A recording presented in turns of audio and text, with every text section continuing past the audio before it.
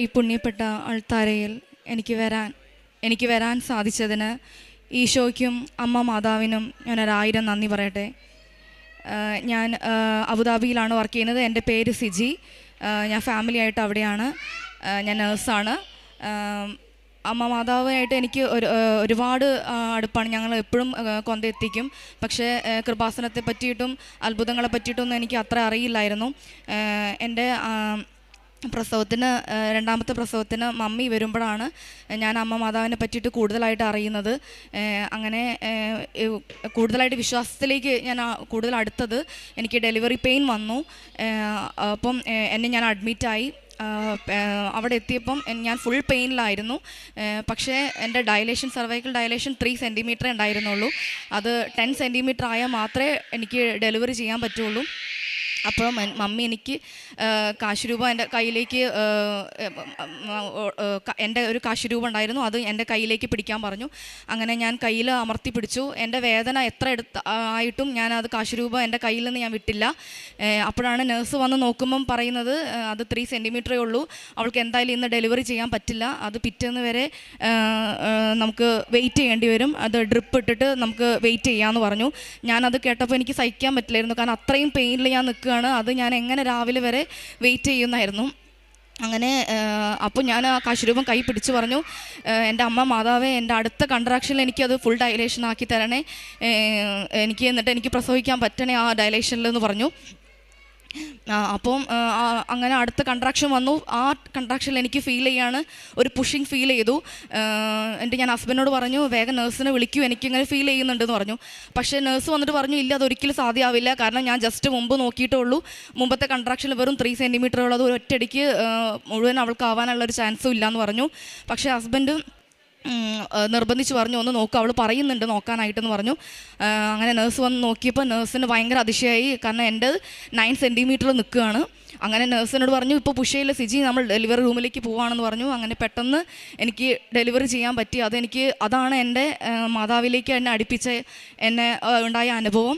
അങ്ങനെ ഞാൻ അന്ന് തന്നെ നേർന്നു, ഞാനിവിടെ വന്ന് ഉടമ്പടി എടുക്കാം എന്ന് പറഞ്ഞു.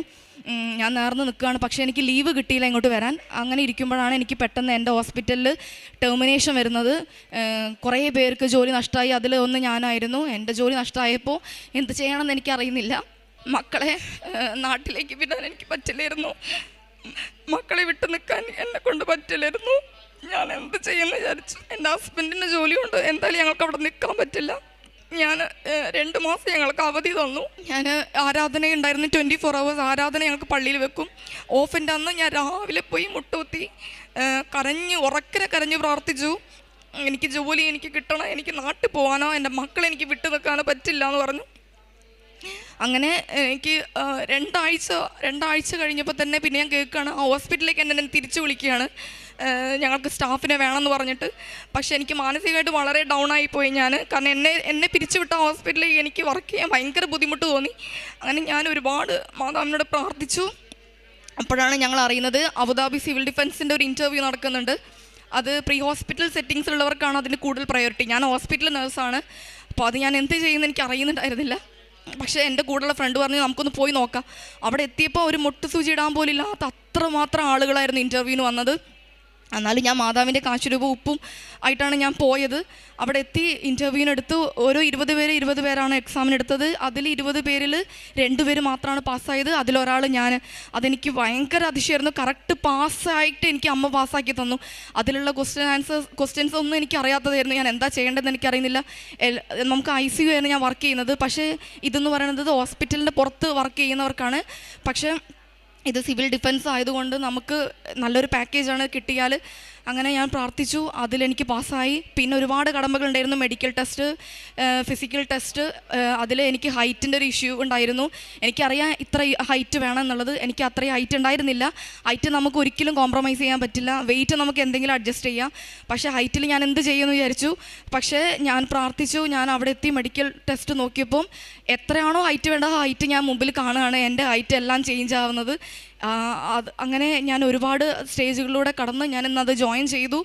ഞാനിന്നിപ്പോൾ ഒരു 1 year ആവുന്നു. കഴിഞ്ഞ വർഷം സെപ്റ്റംബറിലാണ് ഞാൻ ഡേറ്റ് വെച്ച് പ്രാർത്ഥിച്ചത്. ആ ഡേറ്റിൽ എനിക്ക് കയറാൻ പറ്റണമെന്ന് പ്രാർത്ഥിച്ചു. അങ്ങനെ സെപ്റ്റംബറിൽ ഞാൻ ഡ്യൂട്ടിക്ക് കയറി. ഇപ്പോൾ മാറായതുകൊണ്ടാണ് എനിക്ക് ഇടയ്ക്ക് വരാൻ പറ്റാഞ്ഞത് സാക്ഷ്യം പറയാനായിട്ട്. അപ്പോൾ അമ്മ മാതാവിന് ഒരുപാട് നന്ദി, ഈശോയ്ക്ക് ഒരുപാട് നന്ദി. കാരുണ്യ പ്രവർത്തികളായിട്ട് ഞങ്ങൾ അവിടെ ഔട്ട്സൈഡിൽ ഒരുപാട് വർക്കേഴ്സ് ഉണ്ട്, ജോലി വെയിലത്തേക്കെല്ലാം വർക്ക് ചെയ്യുന്നവർ. അവർക്കെല്ലാം ഞാൻ കൊണ്ടുപോയി ഫുഡെല്ലാം കൊണ്ടു കൊടുക്കും, ക്യാഷ് കൊണ്ടു കൊടുക്കാറുണ്ട്. അവർക്ക് പത്രം വിതരണം ചെയ്ത് എൻ്റെ മാതാവിനെ പറ്റി, ഈശോയെ പറ്റിയും ഒരുപാട് കാര്യങ്ങൾ ഞാൻ പറഞ്ഞു കൊടുക്കും. എൻ്റെ കൂടെ വർക്ക് ചെയ്യുന്നവരിലും ഞാൻ പറഞ്ഞു കൊടുക്കാറുണ്ട്. എൻ്റെ ഏത് കാര്യത്തിന്, ഒരു കുഞ്ഞു കാര്യത്തിനാണെങ്കിൽ പോലും ഞാൻ ഇറങ്ങുമ്പം അമ്മയുടെ തൈലവും പൂശി ഉപ്പും ഞാൻ വെച്ച്, എൻ്റെ മക്കൾ സ്കൂളിൽ പോകുമ്പോഴാണെങ്കിലും അവിടെ എല്ലാം ഞാൻ മക്കൾക്ക് കുരിശ് വരച്ച് എക്സാമിന് ഇറങ്ങുമ്പോഴെല്ലാം കുരിശ് വരപ്പിച്ചിട്ടാണ് ഞാൻ ഇറങ്ങുന്നത്. അതിനെല്ലാം എൻ്റെ അത്ഭുതങ്ങൾ എൻ്റെ ജീവിതത്തിൽ, ഇന്ന് എൻ്റെ ജീവനും ഇതുപോലെ നിൽക്കുന്നത് എൻ്റെ ഈശോയുടെ അമ്മ മാതാവിൻ്റെ കൃപ കാരണം മാത്രമാണ്. അമ്മ മാതാവിന് ആയിരം നന്ദി. പ്രേക്ഷിത പ്രവർത്തനമായിട്ട് ഞാൻ പത്രം വിതരണം ചെയ്യും. പത്രം വിതരണം ചെയ്യണ സമയത്ത് ഞാൻ വെറുതെ കൊടുക്കില്ല, ഞാൻ ഇതിൽ ഓരോന്നും ഞാൻ പറഞ്ഞിട്ടാണ് കൊടുക്കുന്നത്. അതിൽ ഒരാൾ, എൻ്റെ കൂടെ വർക്ക് ചെയ്യുന്ന ഒരാളെന്നെ എന്നോട് പറഞ്ഞു, സിജി നീ തന്ന പത്രം ഞാൻ ജസ്റ്റ് വായിച്ചു നോക്കിയിട്ടുണ്ടായിരുന്നുള്ളൂ, ഞാൻ മനസ്സിൽ വിചാരിച്ച ആഗ്രഹം വരെ എനിക്ക് സാധിച്ചു, ഞാനത് മുഴുവൻ വായിച്ചോട്, അതുകൊണ്ട് എനിക്ക് ഭയങ്കര വിശ്വാസം വന്നു, എനിക്കും പോകണം, അടുത്ത വെക്കേഷനിൽ എനിക്ക് ഉടമ്പടി എടുക്കണമെന്ന് പറഞ്ഞു. അതുപോലെ തന്നെ ഒരുപാട് പേര് ഞാൻ ഇതുപോലെ തന്നെ പത്രം വായിച്ചു, അവർക്കെല്ലാം ഇത് ഒരു വിശ്വാസം വന്നിട്ടുണ്ട്. പിന്നെ കാരുണ്യ പ്രവർത്തികളാണെങ്കിൽ ഇതുപോലെ ഞാൻ പാവങ്ങൾക്കെല്ലാം ഞാൻ ഫുഡ് കൊണ്ട് കൊടുക്കാറുണ്ട്. ഞാൻ തന്നെ ഞങ്ങൾ വീട്ടിലുണ്ടാക്കിയിട്ട് പൈസ പറ്റാത്ത സമയത്ത് പൈസ കൊണ്ട് കൊടുക്കാറുണ്ട്. സങ്കീർത്തനങ്ങൾ 91 അധ്യായം 10 മുതലുള്ള വാക്യങ്ങൾ. നിനക്കൊരു തിന്മയും ഭവിക്കുകയില്ല, ഒരനർത്ഥവും നിൻ്റെ കൂടാരത്തെ സമീപിക്കുകയില്ല. നിൻ്റെ വഴികളിൽ നിന്നെ